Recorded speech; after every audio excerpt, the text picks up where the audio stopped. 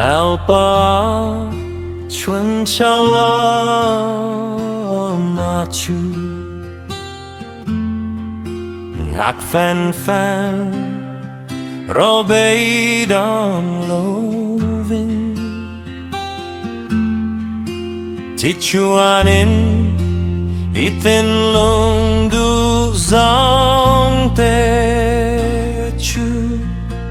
LALPAนาpezelanche Hiam bantu chu LALPA chuna Natla ma churing la tivekan Atu tiam ro puitaka Shwaning hat zelin ni mama a pezelanche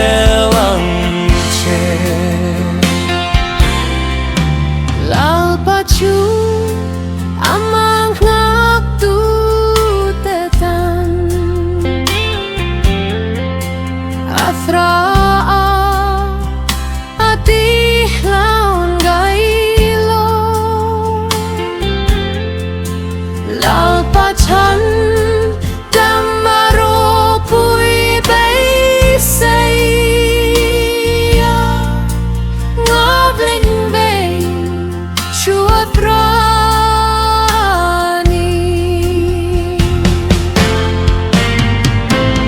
Iam dan tu chu LALPA chunga atla ma churing la tivekan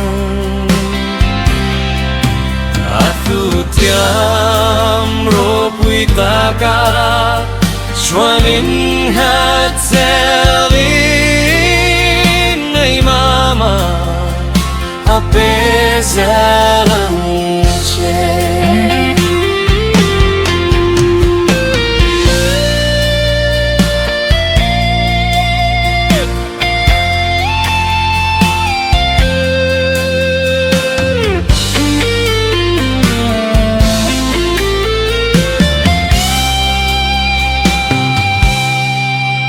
Reiduma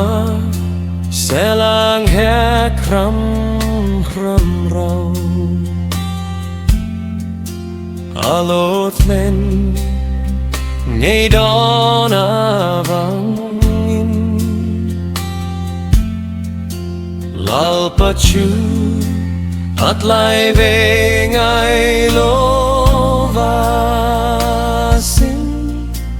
ahunta Alot leng at dream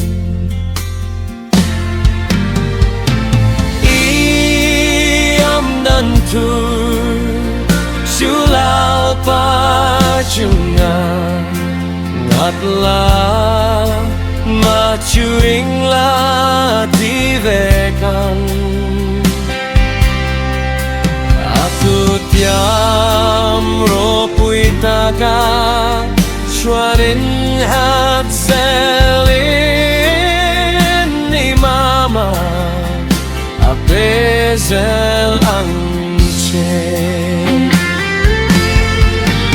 Atu tiam ro puitaka Shwanin hat zelin